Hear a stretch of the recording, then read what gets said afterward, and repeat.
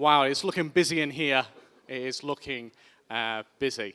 Thanks everybody for being accommodating as we kind of like get you all into one room for this session. Next up, it's going to be a real good one. We've got a seasoned e-commerce consultant here. He's just been backstage laying his expertise down on me about all the latest AI stuff in search. He's a real expert at that intersection of CRO, SEO, analytics. So I think today's talk is going to be fantastic. Through his career, he's had the chance to work with brands like Cat, Paperchase, Samsung, as well as some smaller kind of smart startups, D2Cs as well. So, he's really worked the breadth and depth there. Everybody, please give a really warm welcome to Luke Carthy.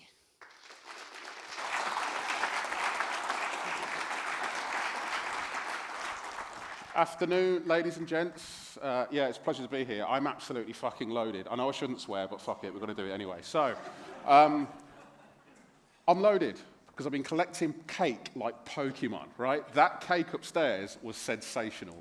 So thank you very much to JH for bringing all of that, because I've eaten probably about 30% of it. Right, on to the topic, shall we? Last click attribution. It's dead, apparently, according to me, and here's how you fix it.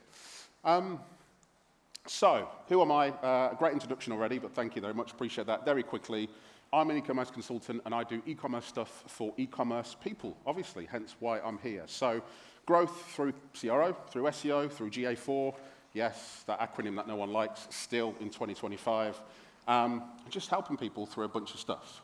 But first, let's just take a step back in time for a minute, right? Back to these days here, 1880-something, 1884, right? Newspapers, things were in print. People used to scream, hear you, with newspapers, right? Boys and girls used to get on the mines. It was a different time. But even then, attribution was still incredibly important, right? Everybody wanted to know, when they're running their ads in these papers, which newspaper brought in the most amount of people into your shop. In this case, Samuel Brothers, who were a tailor. If we fast forward to now-ish, depending on how old you are, this, for me, is one of the first examples of digital attribution, right? Because a couple of things. One, teletext had unique phone numbers, and it also had unique web links. So people, for example, Teletext Holidays, knew exactly how well this channel was performing. They knew how well teletext was performing. Now, believe it or not, depending on how old you are, depends on whether you think this was yesterday or a lifetime ago. But this was only shut down in 2012, which is crazy to think teletext has been around for all that years to CFAX. But around that same sort of time, early noughties, DVDs and CDs, right? They were staple. We had them everywhere. Turkey Twizzlers. Does anyone remember these things? Delicious, absolute fine dining at schools. LimeWire, right? To go and get all your free music and about 50 viruses at the same time. But still worth it, rather than paying 99p to iTunes, right? And last but not least, of course, Google Analytics, which we now live and breathe and eat and sleep, whether we like it or not, as part of marketing. So back then, things were incredibly simple. Nostalgia eats you up at this point. But cookies, they ruled the internet. They ruled the web. Have as many cookies as you want, mate. I don't need to ask for consent. Just put them all on. AOL was famous for dropping incredible numbers of cookies on those disks that you used to have to install to get your latest browser, right? As you can tell, I'm old as heck, right? But AOL, for anyone that's younger than the age of like 25, was something you had to install in your machine, which came on a CD that you picked up from like Carphone Warehouse or something. Anyway, GDPR who? Who the heck were these guys in the early noughties? As I said, no consent, no compliance, do what you want, mate. Cookies were a staple. But also back then, there was only one iPhone on sale, just one. And it was this one. I couldn't afford this one. It was $499, which now sounds like a steal. But it was dirt cheap. So fast forward to today, right, 2025. There are now 7 different iPhone models for sale. Just to give you an idea of the complexity of change, right? 7, which is insane. We don't have all of these. These are considered social networks. Some of them I don't really agree with, but we use them, or all of them, or some of them. And anyone that says they don't use Facebook anymore, you're either a liar or in denial. Because whether you like it or not, if you run ads, you have to use Facebook. Or you're old enough to not be cool and you use Facebook. But there's lots of channels, lots of different ways to access your data, right? Previously, it was considered to take 7 touch points to make a sale. And now it's considered to take 20. Make sure I'm on the right slide. 20.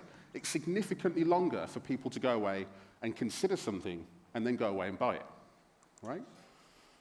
But it does vary a lot by industry and spend. So I've got an example here. This is really small, but if anybody needs a copy of the slides, buy me a beer. No, I'm joking. But just email me, get me on LinkedIn. I will happily send you a copy of these.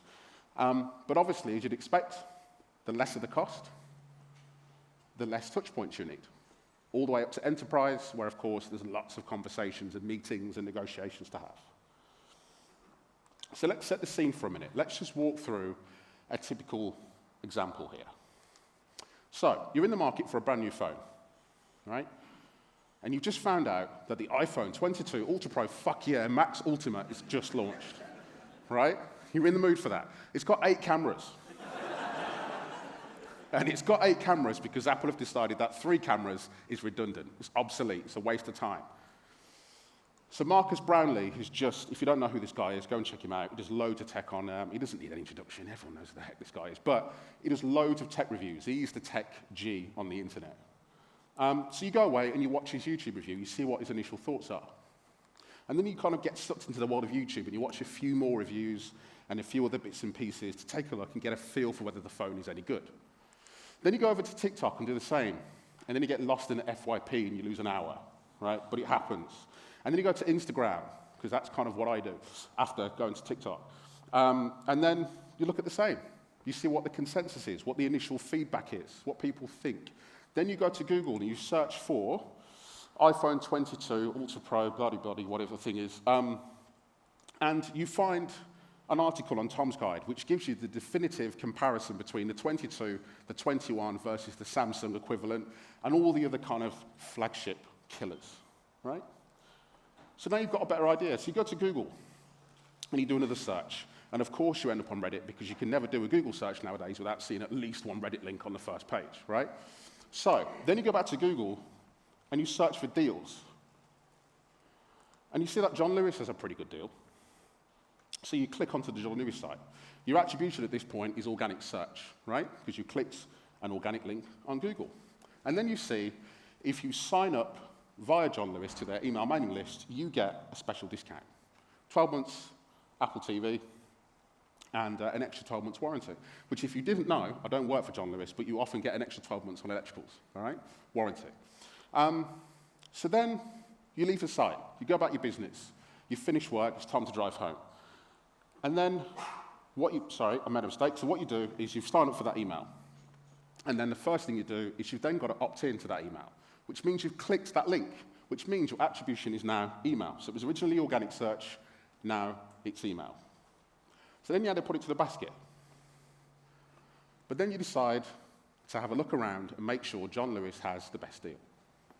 And then again, you get distracted, right? So 24 hours or so pass by, you get another email. Hey, don't forget about us. Spend your money at John Lewis, basically, right? So you think, okay, brilliant. I'm going to click the link. I'm going to head to my basket, which I abandoned. But you decide to wait. I'm going to wait till payday, right? I'm going to chill. It's an expensive purchase. I'm not ready yet. I've got to pay some bills. Let's get adulting out of the way first. While you're kind of on your phone, you see a remarketing ad from Instagram for John Lewis to say, hey, we've got this phone, man, get it. So you click the ad. And you want to double check it's still at the best price. So you do another Google search, but this one's really specific. So you see a bunch of ads and you see that John Lewis is still the cheapest. So you click the link and you finally buy the fucking thing. All right, so here we go. You've now secured the sale. You're now the proud owner, or will be once it's delivered, assuming it's not sent by Every because it will be stolen. And After all that, after that massive journey, we're going to attribute 100% of that sale. It doesn't make sense, does it? How have I been through that entire journey and Google Ads gets 100% of the credit? It just doesn't make sense. So what we need to do is stop attributing 100% of the sale to 5% of the journey, because it's not teletext anymore. These days are long gone, right? But it gets worse before it gets better. Trust me, you won't be crying at the end of this, hopefully. We haven't got to the issues with data gaps yet. And there was someone in the panel earlier, I want to say this afternoon, but it may have been late morning, who was talking about their personal rants with cookie banners. But they're a real thing. Every website you access for the first time, you have to click these things and deal with it. But cookie banners, consent, we've got to ask permission now, right? Interesting statistic, right? This is some data taken a couple of years ago, 2023. But typically, 35% of people who access the site will say, nah, bruv, not interested. Don't track me. Exclude, deny, not interested, right? And what's really fascinating about this data is when you break it down by age, you start to see, weirdly, that it's the more mature generation that are more hesitant to accept cookies. I actually, genuinely, hand on heart, made an assumption that a younger audience would be more skeptical of data and sharing, but it's actually the opposite way around, which I find really interesting. Web browsers, they're also a nemesis of ours, all right? These two browsers here specifically, Firefox and Safari. Now, Firefox, you've got to be a web dev to use it, or a geek, right? Let's be honest. Safari, whether you like it or not, it's what you use. Even if you install Chrome, apparently, it's still Safari. I don't know, go figure. There's some devs here, ask some questions. But what I will say is, after 7 days, those cookies are deleted. So, to give you an example, you access John Lewis, go on the site, you accept cookies, and then a week goes by, and you access John Lewis again. If you're on either of these two browsers, you are seen as a new user every single time after 7 days, which means your new metric in GA4 is completely broken for these two browsers.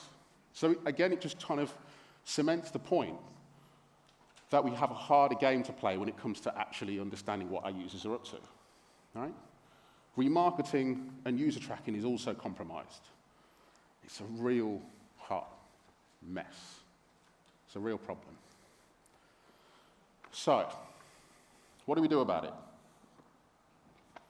Subscribe to my newsletter. Thanks, guys. Take care. No, I'm joking. But what I will say is, how do we fix it? Well, first of all, I propose 3 options, right? And if there's nothing else you do, I won't say today, because that would be really disrespectful to other speakers. But anything you take from my session, one of these 3 options, ideally bonus points if you do all 3, is good news. It's going to improve things for you. Now, transparency.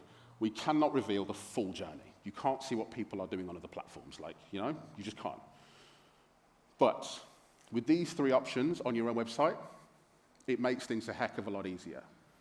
So, I'll explain these each in due course. So we'll start with the first one, Attribution Pass Report. Let's break it down. So the first thing we need to do is stop relying on this report in GA4, or whatever analytics platform you use, which is this. And you don't really need to, if you've got bad eyes, it doesn't matter. You still know what this report is, because you look at it all the time. But this is your sessions, this is your session breakdown of performance, right? And it's what a lot of us go to in dashboards, in GA, we've got a bookmark for it. The problem is with this report is it's all last-click attribution data, right? It's feeding the problem. Instead, use this. And if you've not come across this before, I wouldn't be surprised, because like everything Google, it's in a stupid place, right? So it exists in, in fact, I think I've got a screenshot of it. So there's this report, and then if you scroll down a little bit on that same page, you get this. And this, for me, is a wonderful bit of data, because it tells you how many days it typically takes for people to convert on average on your site, which is helpful. And you'll start to realize, depending on what vertical you're in, if you're in home and garden, it may be longer if it's an expensive purchase like garden furniture. But if you're in something like FMCG, which is like, phone cases, cheap and cheerful stuff, you may find that's way shorter. But what you can also do in here, in this report in GA4, called Attribution Pass, is also set the number of days, right? Set the number of touch points as a minimum. And what that then means is you can start to create filters to understand what each of your personas do at each touch point in the site. So, you can find this report in advertising, attribution paths in GA4, which, again, in my opinion, makes no sense why they've put it there, but it's hidden, it's out the way, but it's a great report, and it's probably the easiest thing of the three for you to just think about doing differently. So number 2, user ID. What the user ID does, very briefly, is it allows you to kind of connect all of your clients, or all of your client IDs, which is GA's way of identifying a particular user, all to one user profile, which means it doesn't matter if I'm using a mobile phone, a laptop, I'm in a different country, I travel a lot. If you have that user ID, it attributes all of those devices to one user. The downside of user ID is you have to log in for you to know which user it is. But it massively improves your attribution quality and also your users. Because as you remember, with Safari and Firefox, after 7 days of inactivity, your cookies are deleted. But if every 7 days someone accesses your site, but they log in with user ID, GA4 can connect them all together. So you kind of recover some of that problem. Sounds complicated, but if you're genuinely interested in doing that, have a Google, come and speak to me, I'm around after, and I'll talk you through it. Number 3, this is the bugger. This is where a lot of people decide to switch off, not interested, push it to next year's roadmap. Server-side sounds complicated, right? And I'll be honest, it is a little bit complicated, but it's way worth it. And the reason why. Firstly, it massively reduces our dependency on cookies. And as we know, cookies are under increased amounts of pressure. Third-party cookies are on the brink of extinction. First-party cookies are deleted every 7 days at the moment. Who knows what changes and when? DuckDuckGo, God knows, right? So you can track all conversions regardless of consent with server-side as well. Now, if there's any GDPR people in here, sue me. No, I'm joking. Chill, man. All right? Don't sue me. But what I will say is, as long as we anonymize the data, we can still track that conversions happening. On a client side, which is a normal GA4 integration or Google Ads integration, if you don't have consent from the user, you cannot track any conversions at all. Remember what I said earlier, 35% of people typically opt out. So how many conversions are you not tracking in your Google Ads? How much data are you losing as a result you can't optimize your campaigns properly? If you're spending more than 10K a month, say, you are doing yourself a massive disservice by not using server-side. It makes no sense, in my opinion, if you're spending that kind of money. So, server-side is also less vulnerable to Safari and Firefox. I'm not going to bore you to tears and tell you why. Just believe me for now, all right? Faster website speeds, which is always a big plus. We know fast websites convert better because rather than loading the pixels on the client side, which is where people's phones or people's laptops, everything happens on the server. So we're not worried about poor signal. We're not worried about laptop performance. It all happens away from the client's browser. We can avoid ad blockers way better than we can with client side, which means if people have got those little plugins on, we all do it, or many of us do, we can get around that, which is great, more data. So, my recommendation here is, ideally if you can, do all 3. But if you can at least do one of these things, your performance and attribution data will improve, will be better, overall, better attribution. So, there we go, that is me. My name is Luke Carthy. You can subscribe to my newsletter genuinely now. I have a free newsletter which I talk about and rant about analytics and data and marketing and so on. Check out that link. This is probably way too small, maybe, but if you want to grab a picture of that, that's all my data sources I've got. Again, if you want, reach out to me. I will send you these. And if you want to follow me on the socials and bits and pieces, you can do so here. Thank you very much.